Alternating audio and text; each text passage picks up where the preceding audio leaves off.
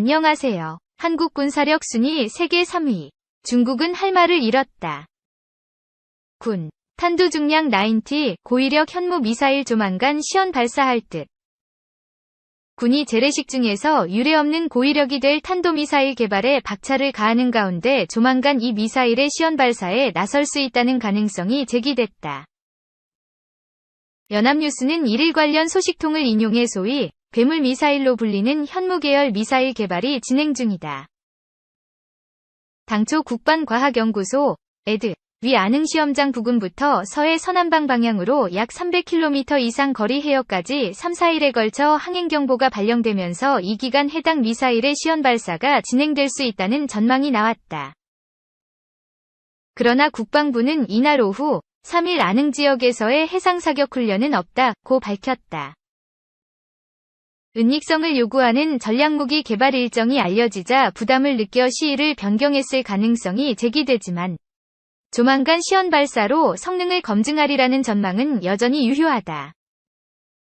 군은 미사일의 명칭과 재원 등을 공개하지 않고 있지만 이 미사일은 현무5로 불리며 탄두 중량 8-9T의 주력 75TF, 톤포스 75T 중량을 밀어올리는 힘.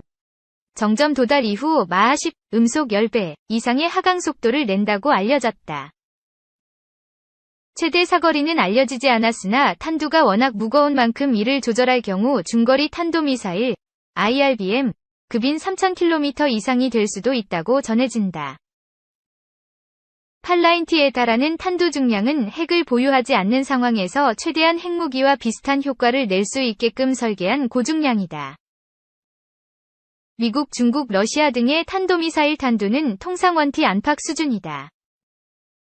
현무5로 알려진 이 미사일은 여러 발을 동시에 발사하면 핵과 버금가는 위력을 낼 수 있다고 군은 평가한다. 특히 고중량을 활용해 지하 100m보다 더 깊은 갱도와 벙커의 표적을 타격할 수 있으며 이런 목적에서 탄두부가 쐐기 형상으로 제작됐다. 지난해 국군의 날 행사 때 고위력 현무 미사일로 지칭된 이 미사일의 발사 장면이 공개됐다. 고중량 발사 하중을 견디기 위해 공중으로 솟아오른 후 엔진이 점화되는 콜드런치 방식으로 발사됐다. 이 미사일이 전력화되면 북한의 핵미사일 개발에 대응하는 한국형 삼축체계 역량이 더욱 강화될 전망이다. 북한은 신형 단거리 탄도미사일 SRBM 인 북한판 이스칸데르 KN-23의 핵탄두를 탑재할 수 있다는 평가가 미 의회 조사국 CRS에서 최근 나왔다. 또 4월을 시점으로 예고한 군사정찰위성 발사 준비가 실제로는 대륙간 탄도미사일 ICBM 추가 시험 발사 도발일 가능성이 높은 것으로 판단되는 상황이라고 연합뉴스는 덧붙였다. 2. 한 군사력 세계 6위. 배은 30위, 러 vs 우크라 차이는? 대한민국이 세계 6위의 군사력을 갖춘 것이 사실일까? 미국의 군사력 평가기관 글로벌 파이어 파워 GFP가 분석한 올해 세계 군사력 순위가 화제다. 핵무기를 제외한 재래식 전력 중심으로 한국은 6위에 올랐다. 세계 최대 군사강국 미국을 선두로 러시아, 중국, 인도, 일본이 2에서 5위를 차지했다. 러시아, 세계 2위. 와 전쟁 중인 우크라이나는 22위. 한국과 대치하고 있는 북한은 30위를 나타냈다. 최근 러시아 우크라이나 전쟁이 2개월 가까이 이어지며 각국의 군사력에도 관심이 모아졌다. GFP는 재래식 전력, 군사 인력 및 장비 외에 전쟁 수행의 바탕이 되는 국가 재정, 지리적 요인 등 50개 이상의 요소로 군사력 지수를 개발했다.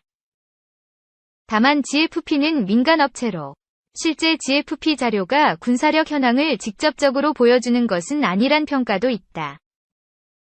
3. 군. 북한 열병식 및 ICBM 관련 정밀 분석 중. 북한의 열병식과 더불어 공개된 화성 17형 대륙간 탄도미사일 ICBM 과고체 연료 추진 ICBM에 대해 합동참모본부는 10일 정밀 분석하고 있다고 밝혔다. 합참 관계자는 이날 오전 기자들과 만난 자리에서 현재까지 북한의 공개 보도를 포함해 관련 내용을 정밀 분석 중이다. 추가로 설명할 만한 사안은 없다고 말했다. 그는 현재 분석 중이다. 세부 내용이 나오면 설명드릴 기회가 있을 것이라고 덧붙였다. 전날 조선중앙통신은 우리 당의 혁명 정무장력인 조선인민군 창건 75도를 경축하는 성대한 열병식이 2월 8일 수도 평양의 김일성 광장에서 거행되었다. 고 보도했다. 이어 조선노동당 총비서이시며 조선민주주의인민공화국 국무위원장이신 경애하는 김정은 동지께서 사랑하는 자제분과 리설준 여사와 함께 광장에 도착했다. 며 조선인민군 명예위병대 영접이식이 엄숙히 진행됐다. 고 전했다. 북한이 이번처럼 야간 열병식을 진행한 것은 김정은 국무위원장 집권 이후 총 5번이다. 지난 2020년 노동당 창건 기념일 10월 10일에 처음으로 야간 열병식을 선보였으며 이후 2021년 1월 14일과 9월 9일, 2022년 4월 25일 등의 기념일에 야간 열병식을 거행했다. 이날 북한 매체가 공개한 열병식 사진에는 3만여 명의 병력이 동원된 것으로 파악됐다. 또 화성 17형 ICBM 2대가 동원됐으며 그 뒤로 고체 연료 엔진 탄도미사일로 추정되는 무기가 줄이어 포착됐다. 4. 주한미군도 배 열병식 다음날 MLRS 사격. 북한 또 특집 잡나? 주한미군이 북한의 건군절, 정규군 창설일, 제75주년 다음 날인 9일부터 10일까지 이틀간 다연장 로켓 발사 체계, MLRS, 실사격 훈련을 진행한다. 북한은 작년 실시된 주한미군의 이 훈련에 반발해 해상완충구역 포격 도발에 나섰던 터라 이번에도 시위성 도발을 벌일 가능성이 있다는 관측이 제기된다. 11군 당국에 따르면 주한미 육군 제210 야전포병여단은 전날에 이어 이날 오후까지 강원도 철원군 삼윤리 담터진지, 로켓밸리에서 MLRS 실사격 훈련을 한다. 이번 훈련 계획은 철원군청 등을 통해 인근 지역 주민들에게 사전 공지됐다. 미 국방부는 영상정보 배포 시스템 DVIDS를 통해 9일 실시한 실사격 훈련 사진을 공개하기도 했다. 주한미군 측은 이번 훈련에 대해 정기적인 실탄 사격이라며 부대원들이 부여된 임무를 수행할 수 있는 충분한 자격이 있는지 확인하기 위한 일상적인 인증 과정이라고 강조했다. 이런 가운데 북한의 건군절 당일인 8일엔 강원도 철원군 문해리 사격장에서 우리 군의 K9 자주포 실사격 훈련도 진행됐다. 북한은 작년부터 주한미군의 MLRS 실사격 훈련을 문제삼아 동서해상의 남북한 접경지 수역에 설정된 해상완충구역을 향해 포격을 가했다. 북한이 작년 10에서 12월 3개월간 해상완충구역에 쏟아부은 방사포 등 포탄만 1,500발이 넘는다. 해상완충구역은 2018년 99 군사합의, 당시 남북한이 우발적 충돌이나 긴장 고조 상황 등을 방지하기 위해 해상 군사훈련과 중화기 사격 등의 행위를 금지하기로 한 곳이다. 따라서 북한군의 해상 완충구역을 향한 포격은 그 자체로서 99 합의를 위반한 무력 도발에 해당한다. 99 합의엔 남북한 모두 군사 분계선 MDL으로부터 5km 거리 내에선 포병 사격 연습과 연대급 이상 야외 기동 훈련을 중지한다는 내용도 담겨 있다. 그러나 우리 군의 K9 및 주한미군의 MLRS 실사격 훈련은 이 같은 합의 사항을 준수하면서 진행되고 있다. 이런 가운데 한미 당국은 북한이 이번 주한미군의 MLRS 실사격 훈련 계기로 군사행동을 재개할지 여부를 주목하면서 대비태세를 유지하고 있는 것으로 알려졌다.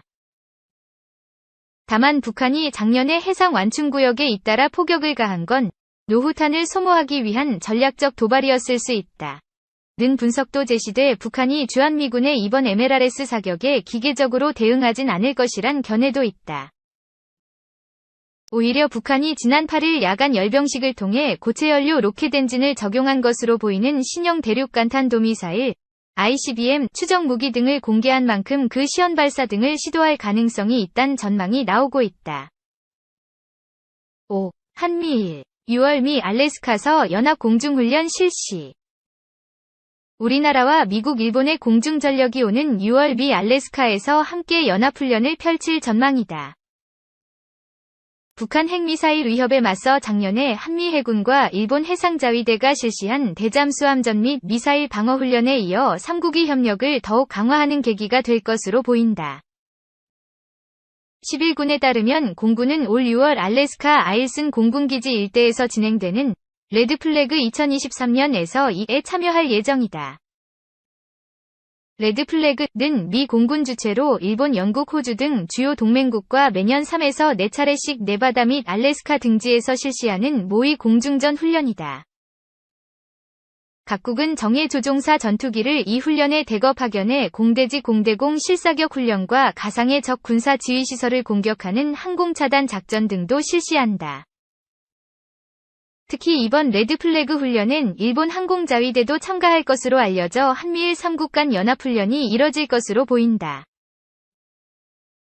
가운데 우리 공군은 작년 말 아일슨 기지 등에서 열린 레드플래그 훈련 임무계획회의에 참가해 훈련 일정과 비행훈련 횟수, 작전 세부 내용 등을 논의한 것으로 전해졌다. 우리 군은 이번 레드플래그 훈련에 KF-16 전투기 5에서 6대화 C-130 수송기, KC-330 다목적 공중급류 수송기 등을 파견하는 방안을 검토하고 있는 것으로 알려졌다. 이는 작년에 우리 공군이 처음 참가한 호주 주관 다국적 연합 공중훈련 피치블랙 때의 파견 규모와 비슷한 수준이다. 우리 공군 관계자는 현재 훈련 세부 일정과 참가 전력을 검토 중이라고 설명했다.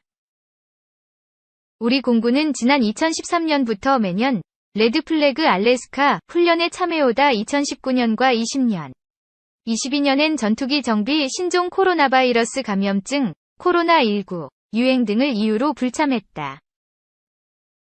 군 당국은 앞으로 우방국 간 연합작전 수행 능력과 상호 운용성을 키우기 위해 홀수년엔 레드플래그, 짝수년엔 피치블랙에 참가하는 방안을 검토 중인 것으로 전해졌다.